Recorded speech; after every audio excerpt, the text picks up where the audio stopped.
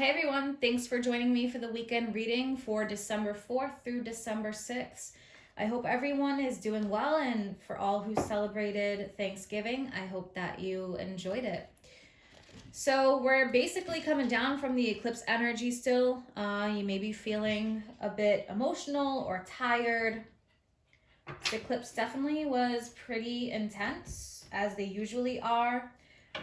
So we'll see what comes up for the weekend energies. There's no major transits happening for this weekend, but soon enough there will be, with Saturn moving into Aquarius and Jupiter as well for mid-December.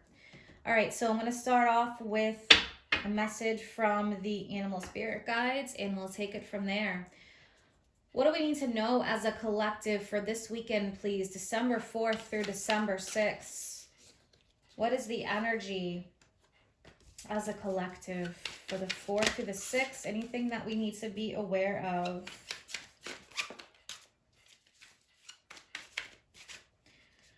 All right, so we have honeybee. Let compassion and forgiveness be your top priority in this situation. All right, so for whoever that resonates with, this is focusing on compassion, whether it's for yourself in forgiveness or for somebody else. If you feel like you've been done wrong, or if you feel as though you're being hard on yourself, definitely this is a good weekend to just enjoy life and what it is currently at this time. Just forgiveness and knowing that it's all about the phases that we go through. I feel like it's kind of pointing to doing a lot of processing over the weekend and any kind of like releasing mantras. All right, so we'll see what else comes out. Got one from the angels and ancestors. What else do we need to be aware of for the weekend energies, please? The moon is in its disseminating period, which means it's going to be shrinking in brightness, and that's like a breathe out period because everything kind of came to a head around the eclipse, maybe a week before, this week. So good weekend to process. What do we have from the angels and ancestors that we need to be aware of for the weekend, please?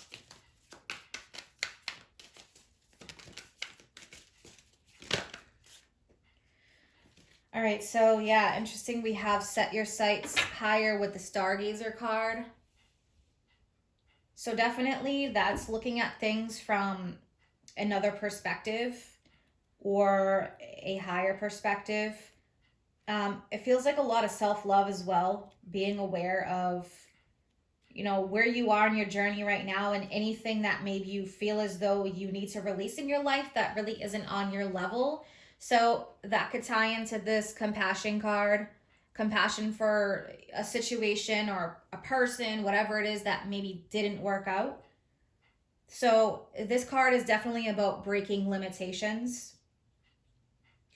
And really, if you feel like maybe there's a lack right now going on in your life, definitely refocusing your vision, doing a little bit of organization in your mind, releasing again. So yeah, I feel like this is a lot about inner strength, prioritizing your goals, because it's like you're moving in a new direction here. Very similar card at the bottom with the star ancestor. I love these cards. They're definitely both focusing on the stars and the star beings with the star ancestor card. Follow the voice of your soul. So star ancestors, this card comes up a lot.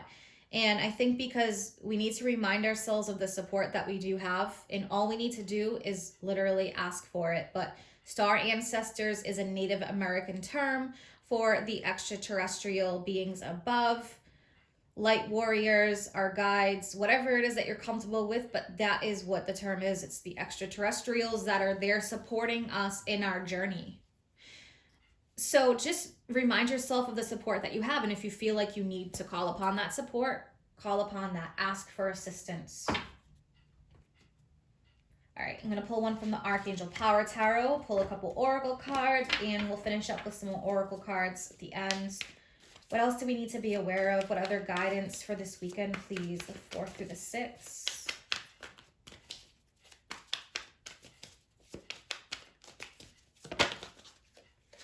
Yeah, look at this. It's a lot about moving forward. We have the 6 of Michael, which is the 6 of Swords. And this card actually came up a lot in the December monthly readings. So the 6 of Swords, it is about the light at the end of the tunnel. It speaks of transitions. In the Rider-Waite Tarot, you see the 2 people on the boat, and choppy waters are behind them. Storms are clearing. So breathe a sigh of relief. Make new plans. And I mentioned about refocusing, setting your sights higher, prioritizing what is most important to you, and tying in with that honeybee card, compassion for yourself, the things that you had to learn, maybe heartache that you suffered. It doesn't necessarily need to be a love situation, but any kind of things that felt like failures.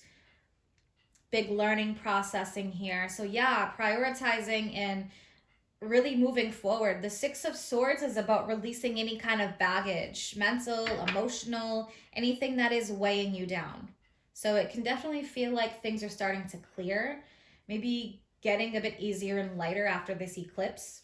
All right, 3 cards, please, for the weekends. Wow, death is the first one to come out. Yeah, so change and transition. Going through a personal, internal change or transition, or it could be external.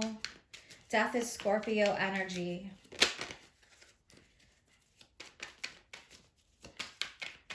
What else do we have for the weekends, please? All right, Page of Pentacles. It's funny, when I was talking about prioritizing and putting in the work, you know, a weekend to release, forgive, realign yourself with your goals. The Page of Pentacles was something that I thought about because that came up as a weekly energy probably about 3 weeks ago in the card pulls that I do on Instagram and on Facebook. So the Page of Pentacles is definitely saying to focus on your goals, your future, the things that are most important to you.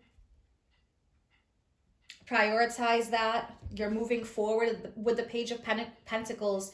The pages are the students of the tarot deck in a way. So they're learning something new, or they're currently working on something. It could be working on yourself, your health, your well-being with Pentacles, anything of the physical or material, maybe even business. So taking a step back, definitely. You may feel like you took a few steps back and now you're kind of realigning yourself again. So that's definitely coming up as a theme here. But death is great transformation. And you see the sun coming up in this card as well. So darkness is clearing. It's about letting go and knowing that there's better things ahead. All right, let's pull one more tarot card. Okay, Queen of Wands. So Aries, Leo, Sagittarius for you fire signs. Queen of Wands, besides the fire energy with the signs, it really is about being on top of your game, stepping into your power. And look at the Stargazer card, set your sights higher. That's the Queen of Wands energy. It's stepping into this new phase with confidence. It's owning it. It's feeling proud, feeling confident, feeling proud of how far you've come in your journey. The Queen of Wands carries a lot of passion. So yeah, I definitely think that taking on that Queen of Wands energy, it's like really getting it done, putting in the work, you know, especially with this Page of Pentacles energy. Let's clarify the death card. Let's clarify death. And we'll close this up with 2 more oracle cards for the weekend. Let's clarify that death card.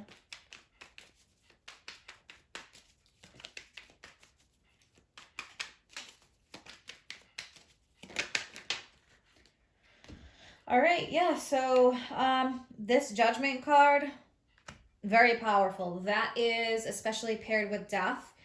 it's like when you have reached a major turning point in your life, or maybe a major realization.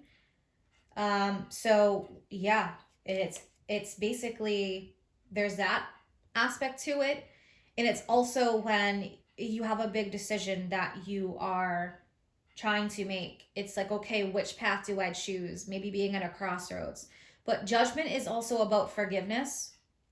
Atonement is the word that comes to mind when I see judgment, because when someone atones for something, either they apologize, or they let compassion and forgiveness, like honeybee, stand front and center. So atoning could be like owning up to something. So maybe this weekend, you could be working something out with somebody. Or again, it's reaching that pivotal stage in awakening. It can be known as the Great Awakening card. It's like it's Pluto energy. So we have a lot of Pluto energy here between death and transformation and judgment. There is absolutely something here that is really reaching a pivotal stage.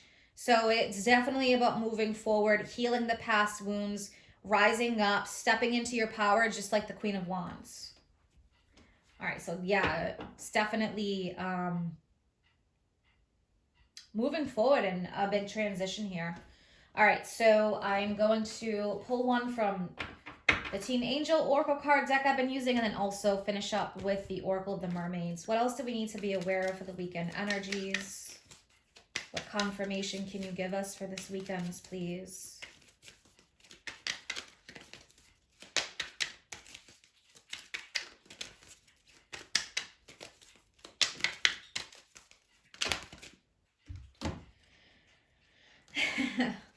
Embracing change. Yeah.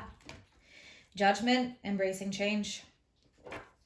The bottom has gratitude, and that's gratitude for, everything that's happened, where you are now, all the past lessons, everything that's made you stronger, gratitude for those you love, but embracing change. So number 22.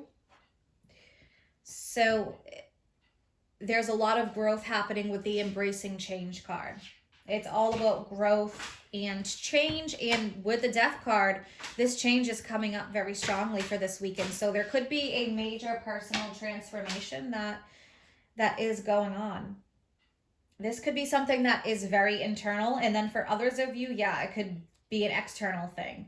So if it's internal, it can be like going through that dark night of the soul, releasing the past, forgiving for past mistakes. And even if someone hasn't necessarily apologized, you're not always going to get that. But if that is the case, it's just being okay with releasing the past and what's happened. So yeah, with change, it can be a little bit scary because we have to trust. We have to trust that the universe has our back, that we're going to be taken care of. So trust is a big thing to work out this weekend, and just holding space for these changes, but also nurturing yourself. And it's always good during changes, if you have a person in your life that you feel like you can talk to, run something by them about the changes, or just reach out for the support. But definitely this is about, as well, asking the universe for the support. And that came up with the other deck when we had Star Ancestors at the bottom. Just asking for that support and you will receive it. All right, and to close this up, Oracle of the Mermaids. What guidance do the mermaids have, please? Talking about allies, sisterhood, friendship, allies, compatible souls, loyalty, joy, delight. So for some of you, you may be feeling like you're definitely leaving behind people or something that no longer felt like that soul connection. And this is what you're moving forward to. So at one point, maybe you had these connections with people, or something was very close to your heart, even if it was a job or career, whatever it may be.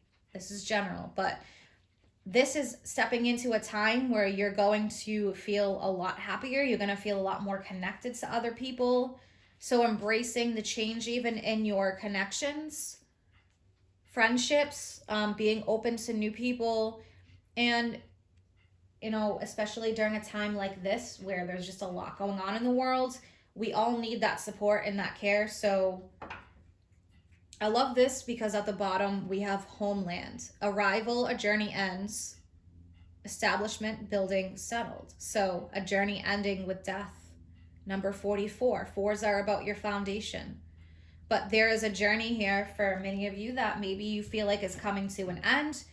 It's time for a new cycle. It's the next chapter. That came up a lot in the December readings, and these eclipses always herald great change. And sometimes it is very unexpected, but it is about trusting and going with the flow for sure. So setting your sights higher. So if something in your life has changed, you feel like it was taken from you or it is ending, it's because it's time to set your sights higher, because you're capable of much more and you need to step into your power here.